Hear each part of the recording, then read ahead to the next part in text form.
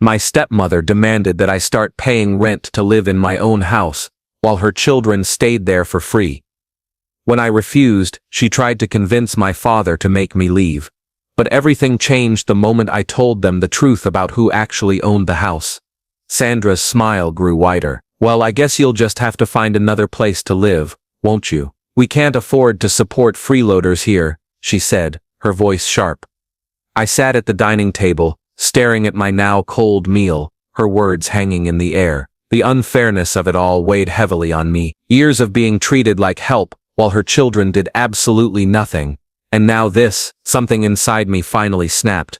So let me get this straight, I said, my voice steady and calm, surprising even myself. James, who graduated college 2 years ago and spends his days playing video games, doesn't pay rent. Melissa, who's in her 3rd year at university and hasn't lifted a finger around this house, doesn't pay rent either. But I'm the one who's supposed to. I've decided my children don't need to pay rent while they're getting settled, Sandra replied casually, dabbing her lips with a napkin. A strange sense of calm washed over me. Maybe it was years of bottled-up frustration finally finding an outlet, or maybe it was just time for the truth to come out. Slowly, a smile crept across my face. Not the polite kind I used to wear to avoid conflict, but something different, something that made Sandra's own smile flicker with unease. Well, that's interesting, I said, leaning back in my chair, because I won't be paying rent. This house actually belongs to me. The silence that followed was almost deafening. James let out a laugh, quickly joined by Melissa's high-pitched giggle. Sandra chuckled too, though I could hear the nervous edge in her voice. What are you talking about? She asked, still forcing a laugh. This house is mine, I repeated, locking eyes with her. The laughter faded as the reality of my words started to sink in. I watched as Sandra's expression shifted from amusement to confusion, then disbelief, and finally something that looked an awful lot like panic. That's ridiculous, she stammered, reaching for her phone. I'm calling your father right now. Her perfectly polished nails tapped against the screen as she quickly put the call on speaker. The ringtone echoed through the kitchen. Hello? My father's voice crackled through the speaker. David, Sandra began, her voice tight and controlled. Ruby's telling some very interesting stories about this house. She says it's legally hers. That's not true, is it? The pause on the other end of the line felt like an eternity. Finally, my father cleared his throat and answered, sounding unsure. Well, actually, her grandparents signed the house over to her before they passed away. Sandra practically shouted, You didn't think this was important enough to mention. How could you not tell me? I didn't think it mattered, my father answered softly. It never really came up. Not important. Sandra's face flushed bright red. You didn't think it was worth mentioning that your teenage daughter owns the house we live in. Before he could respond, she hung up and slammed the phone onto the table. The kitchen was filled with an awkward silence, broken only by the hum of the refrigerator. James and Melissa stared at me like they were seeing me for the very first time. Sandra sat frozen, breathing heavily as she tried to compose herself. When she finally spoke, her voice sounded overly sweet, but there was a slight tremble underneath. Well, she said with a strained laugh that almost sounded like a sob. This has all been one big misunderstanding, hasn't it? Of course you don't have to pay rent, Ruby. Let's just forget this little conversation ever happened. Okay? I had completely lost my appetite. Without saying a word, I stood up and headed upstairs. As I climbed the steps, I could hear hurried whispers drifting up from the kitchen. Sandra's sharp tone mixed with James and Melissa's anxious voices. By 6 the next morning, I was already awake, lying in bed and staring at the ceiling, thinking about how much everything had changed in just a few short hours. Around 7 I heard the usual sounds from downstairs, the familiar clink of the coffee pot, and the soft hum of Sandra, starting her morning routine. I was about to head down for breakfast when I heard her voice. David, you really need to do something about this situation, she said quietly but firmly. Your daughter, we just need to find a way to make her move out. I froze on the staircase, holding my breath. Listen, I know the house is in her name, Sandra continued, her voice laced with frustration, but she's making things complicated. She doesn't belong here anymore, David. She's becoming difficult. There was a pause. Even from where I stood, I could feel my father's hesitation. But Sandra, he said softly, it's her house. I can't just force her to leave. No one's saying anything about forcing her out. Sandra replied, her voice suddenly sweet, the overly pleasant tone she always used when she wanted to twist a situation to her advantage. We just need to guide her toward the right decision. What about those out-of-state colleges she applied to? You could encourage her to choose one. Tell her it would be great for her independence. My stomach twisted at the sound of my father's slow, reluctant response. Maybe you're right, he said quietly. I'll talk to her about it. Moving out for college might actually be best for everyone.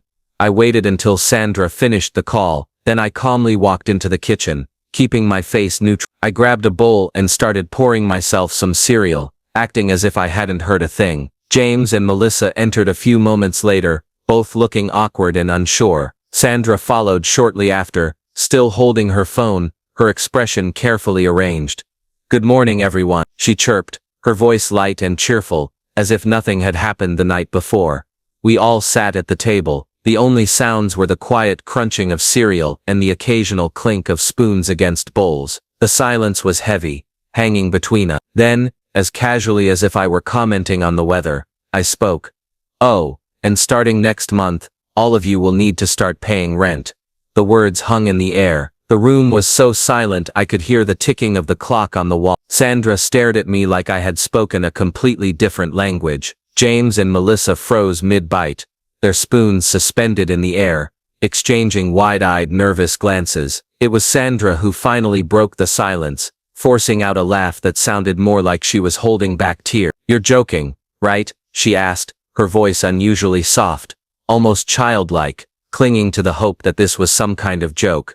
No, Sandra, I'm not joking, I replied, my voice calm but firm. You've all been living here for free for years. It's time to start contributing. Sandra swallowed hard, struggling to regain her composure. But, that doesn't make sense, she protested weakly. We're family. I looked at her steady and unshaken. No, Sandra, we're not. I cut her off, my patience finally running out. You made that perfectly clear when you expected me to pay rent while your own children lived here without lifting a finger. But starting now, everyone will be treated equally. James let out a scoff, trying to act like he didn't care, but the insecurity in his voice was hard to miss. This is ridiculous. I'm not paying anything, he muttered.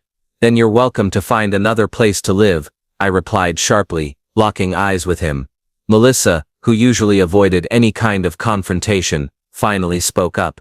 But I'm still in college. How do you expect me to afford rent? Maybe you should have thought about that before spending so much on parties and designer clothes, I said, keeping my tone even. But don't worry, the rent will be fair. I'll even help you find a part-time job if you need one. Sandra, who had been quiet until now, suddenly snapped, slamming her hand down on the table. You've completely lost your mind. This house has always been a home for all of us. I won't let you turn it into some kind of boarding house. I met her glare without flinching. Funny hearing that from you, Sandra, especially since I overheard you just yesterday, trying to convince my father to push me out of my own house. Did you really think I wouldn't find out? Her face turned pale, and for a moment she was completely speechless. Melissa looked like she might faint, and James kept his eyes glued to his plate, wishing he could disappear. I was only trying to encourage you to be more independent, Sandra stammered, trying to hide the panic in her voice.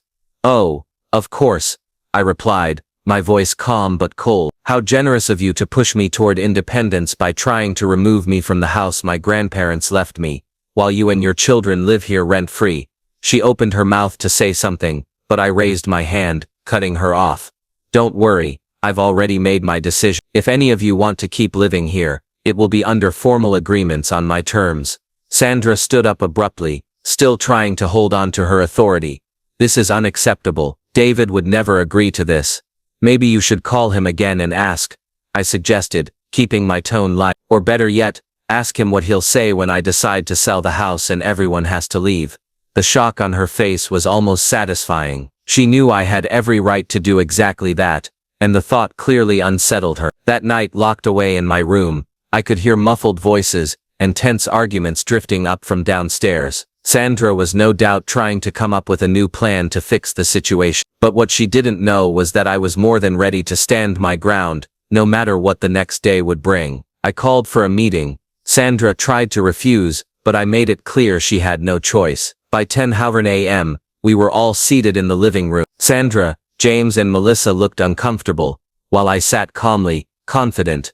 "Here are the rental contracts," I said, handing each of them a copy. "You have 1 month to decide if you want to stay." Sandra took the paper with trembling hands, and as she read, her face turned redder and redder. "This is absurd. You can't do this," she protested. "Actually, I can. I own the house." James threw the contract on the floor, his face full of irritation. "This is unfair. We're your family." "No, James, you're my stepmother and half-siblings, who treated me like a maid for years. If you want to stay here, you'll pay like anyone else." The argument dragged on for hours, but I didn't back down. In the end, I made it clear there was no room for negotiation. Sandra finally realized she had no way out, but before leaving the room she took one last "You'll never have your father's support after this." I smiled, tired but firm. "We'll see." In the following days, she tried everything, manipulating my father, creating tension in the house, even trying to turn James and Melissa against me, but nothing worked. They all signed the contract, and the first payment came the next month. The truth was, after years of being overlooked, I was finally in control, and for the first time, I didn't care what they thought. I had the house, the power, and most importantly, my peace of mind. They could deal with the reality now. The months went by, and the pressure inside that house only grew stronger. At first, Sandra, James and Melissa tried to act as if nothing was happening. They reluctantly paid the first month of rent, as if they believed I would soon change my mind, but I didn't. The payments started getting delayed, first by a few days, then weeks. The excuse was always the same: unexpected expenses, bills, temporary difficulties, but I knew it wasn't just that. James no longer bought expensive games, and spent more time locked in his room. Melissa stopped showing off new clothes, and rarely went out, and Sandra seemed to be falling apart before my eyes. She looked exhausted, her face tired with dark, deep circles. So, I decided it was time to settle the situation once and for all. On a rainy night, I gathered everyone in the living room. The atmosphere was heavy. My father sat on the couch defeated, while Sandra stood with her arms crossed, trying to maintain a superiority that no longer existed. James and Melissa, as usual, kept their heads down, avoiding eye contact. "It's been 3 months since you've paid the full rent," I began, my voice calm but firm. "I could easily throw all of you out." Sandra widened her eyes, outraged. "You would never do that." I looked at her coldly. "Don't underestimate how much I've endured. But look, I'll be fair. I won't charge my father rent, not because he can't pay, but because I know he's being manipulated. Out of respect for him, I'll spare him this responsibility." My father lifted his head, surprised, but stayed silent. He knew I was right. "Now with you, Sandra, it's different," I continued, locking my gaze on her. "You've always treated me like a maid here, bossing me around, while your children didn't lift a finger. So I thought of something fair. You can continue living here, but instead of paying with money, you'll pay with work. You'll clean the house, do the laundry, cook. You'll be the maid here." Sandra's face turned pale. She raised a hand to her mouth, as if trying to contain her despair. "You must be joking," she whispered, her voice weak. "I'm not," I replied, my voice firm. "And to make things crystal clear, you will wear a maid's uniform. I want you in that black and white apron, hairnet on your head, the full outfit. If you're going to work, do it properly." Sandra stood frozen for a few seconds. Then, unable to hold back her tears, she turned to my father. "David, are you going to let her humiliate me like this?" My father looked uncomfortable, but said nothing. "Dad, with all due respect, don't interfere. You know why I'm not charging you, but Sandra needs to pay for what she's done." He sighed, lowering his head. Sandra remained there, quietly sobbing. Melissa watched her, pale, and James didn't react at all. Sandra left the room, defeated. The next morning, I went downstairs and found Sandra in the kitchen. She was wearing a maid's uniform, a simple black dress, a white apron tied around her waist, and a hairnet covering her hair. Her expression was empty, as she mechanically cleaned the counter. "Good morning, Sandra." I spoke, but naturally, she didn't answer. I grabbed a glass of orange juice, and sipped it calmly. Then, as if by accident, I let the glass slip from my hand, spilling the juice all over the floor. "Oh, how clumsy of me," I said, my tone casual. "Could you clean that up, please?" She stood still for a moment, then slowly knelt and started cleaning the floor with a cloth. But it didn't stop there. At lunch I made a point of sitting at the table and asking Sandra to serve me. Sandra put more sauce on my plate, and please don't spill it, I added. She served me in silence, her hands trembling. I stared directly at her, savoring every second of that role reversal. It wasn't cruelty, it was justice. Later in the afternoon, I called Sandra into the living room. Sandra, the living room windows are dirty. I want you to clean them now. She hesitated.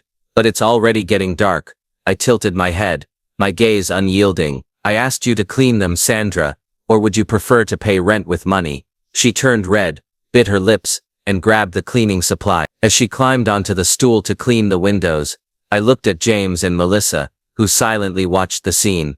You two could help. You know, I said, or would you prefer to sign new contracts, with higher rent? They quickly got up and disappeared into their room. Sandra kept cleaning in silence, and I sat there, watching. That night, I lay in bed, staring at the ceiling. I felt a peace I hadn't felt in years. It wasn't joy, it wasn't malice, it was the certainty that I had finally put things in order, and I don't regret. Sandra got exactly what she deserved. My father made his choice, and I made mine. If anyone thinks I was cruel, let them think what they want. No one lived what I lived. Now I finally have peace, and I won't give that up for anyone.